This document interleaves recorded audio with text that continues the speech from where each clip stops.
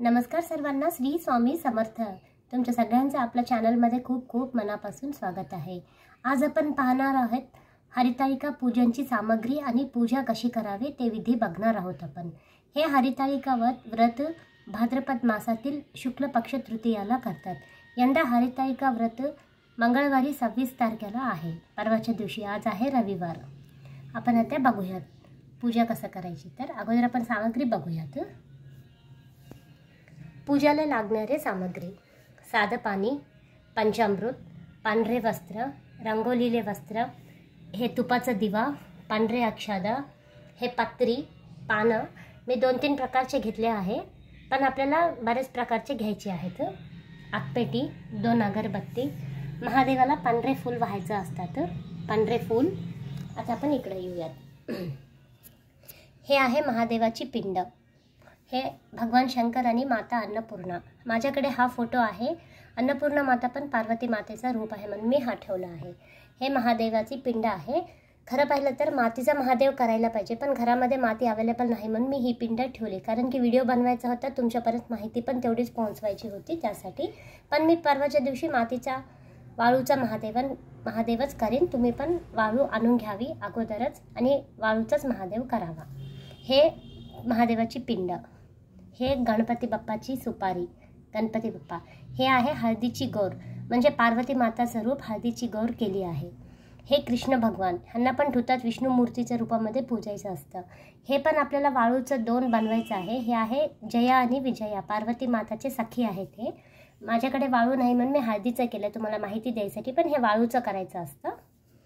आता आपण पूजा कसं करूयात बघूयात। पूजाची विधी: हे खाली पाट ठेवला आहे, ह्याच्यावर एक ब्लाउज पीस टाकला आहे आणि माताला पूर्ण ओटी, हळकुंड, बदाम, सुपारी, खारीक, ब्लाउज पीस, हळदी कुंकाची पुडी आणि बांगड्या ठेवावे आणि श्रृंगार आयटम पूर्ण, हे काजळ, मणिमंगळसूत्र, आरसा, कंगवा, हळदी कुंकाचा करंडा, हे चांदीचा करंडा माझ्याकडे होता मी ठेवला। तुमच्याकडे असेल तर ठेवा, नसेल तर नाही, असं काही नाही। आणि पाटाभोवती आपल्याला अशी रांगोळी काढून घ्यायची आहे। चला तर मग आता आपण पूजाची विधी बघूयात। हे व्रत कुमारिकांनी, स्त्रियांनी, सवाष्णी बायकांना करायचं असतं। कुमारिकांनी ह्यासाठी की चांगला जोडीदार मिळावा, चांगला पती मिळावा म्हणून, आणि स्त्रियांनी, सवाष्णी बायकांनी आपल्या पतीचे आयु आरोग्य अखंड राहो, सौभाग्य छान राहो, त्याच्यासाठी भगवान शिवशंकराला आणि माता पार्वतीला प्रार्थना करायची असते।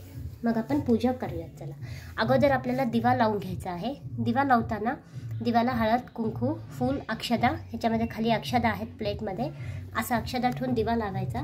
दिवा लावताना आपल्याला शुभम करोति कल्याणम आरोग्यम धनसंपदा शत्रुबुद्धी विनाशाय दीप ज्योती नमोस्तुते असं मंत्र म्हणून दिव्याची पंचोपचार पूजा करून झाल्यानंतर आपल्याला गणपती बाप्पाची पूजा करायची आहे। इथे गणपतीची सुपारी मी अगोदर दाखविली तुम्हाला। गणपतीची सुपारीची पूजा करताना एका तामणामध्ये गणपती घ्यायचा, त्याच्यावर थोडं पाणी, पंचामृत, परत पाणी टाकून घ्यायचं आणि गणपती स्तोत्र म्हणायचं। आणि हे स्तोत्र म्हणायचं अगोदर आपल्याला संकल्प करून घ्यायचा। आपला संकल्प, आपलं नाव, आपल्या वडिलाचं नाव किंवा आपल्या मिस्टरांचं नाव, आपलं गोत्र म्हणून, त्या दिवशी तिथी म्हणून आपण हे पूजा करत आहोत असं संकल्प सोडून एका तामणामध्ये पाणी सोडायचं। मग गणपतीची पंचोपचार पूजा करून गणपती स्तोत्र किंवा गणपती अथर्व शीर्ष म्हणायचं आहे। त्यानंतर इथे हळदीची गौर दाखविले मी तुम्हाला। हळदीची गौरची पण पंचोपचार पूजा करायची। हळदीची गौरीचे हळद, कुंकू, अक्षदा, लाल फूल, रंगवलेलं वस्त्र वाहिल्यानंतर आपण देवीचं कुठलं पण स्तोत्र म्हणू शकतो, किंवा आपण सिद्धकुंजिका स्तोत्र किंवा अन्नपूर्णा स्तोत्र, जे की पार्वती माताचं रूप आहे, ते पण म्हणू शकतो। किंवा नाहीतर सर्व मंगल मांगल्ये शिवे सर्वार्थ साधिके शरण्ये त्र्यंबके गौरी नारायणी नमोस्तुते असा हा मंत्र 11 वेळा म्हणला तरी चालेल। त्यानंतर इथे आहेत आपले बाळकृष्ण, विष्णूच्या रूपामध्ये पूजा करायची आहे, मी अगोदर सांगितले। ह्या बाळकृष्णासाठी आपल्याला विष्णू रूपाचे व्यंकटेश स्तोत्र म्हणून ह्यांची पण आपल्याला व्यवस्थित पूजा करून घ्यायची। सगळे पंचामृताने, पाण्याने, परत पंचामृताने, मग पाण्याने करून ह्यांना पण हळद, कुंकू, अक्षदा, गंध, फूल, रंगवलेले वस्त्र वगैरे सगळं व्हायचं आहे। ह्यानंतर हे सगळं झाल्यावर आपल्याला आपला वाळूचा महादेव जे आहे त्याच्यावर अगदी आपल्याला थोडं थोडं पाणी टाकायचं आहे, जास्त नाही। पाणी अगोदर, पाणी, मग पंचामृत, मग पाणी, अगदी फुलांनी थोडं थोडं, कारण की ते वाळूचं असतं ना म्हणून। आता आपल्याला ही सेवा करत असताना आपल्याला शिवभगवानचे 108 नामावळी आपल्याला म्हणायचे आहेत। हे म्हणून झाल्यानंतर आपण देवीचा मंत्र म्हटलो आहे. परत एकदा हळद कुंकू अक्षता वाहून आपल्याला नमस्कार करायचा आहे. त्यानंतर महादेवावर पांढरे फूल, पत्री, बेलपान, पांढरे वस्त्र ह्याच्यावर मी पिंडीवर वाहिले आहे, खाली आहेत. परत वरून हे सगळं असं वाहून पांढरे वस्त्र महादेवाला पांढरंच व्हायचं आहे. पांढरं भस्म जे उंडा राहते विभूती म्हणतात ते पण आपल्याला व्हायचं आहे.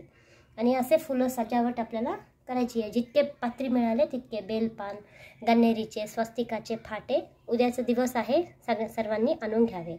त्यानंतर हे ओटीचं बघितलं, हे ओटी आहे, दक्षिणा सगळं आहे.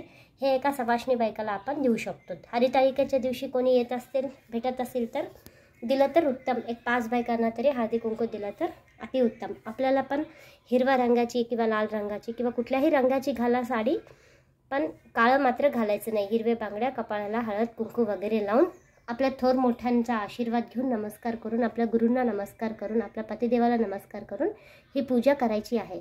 पूजा सर्व करून झाल्यानंतर दूध, साखर किंवा फळांचा नैवेद्य दाखवायचा. त्यानंतर हरिताळिके मातेची कहाणी आपल्याला वाचायची आहे. नसलं तर श्रवण केलं तरी चालेल, पण देवापुढे बसून अगदी व्यवस्थितपणे श्रवण करावी. ही कहाणी श्रवण केलं तरी वाचल्या इतकं पुण्य आपल्याला मिळेल.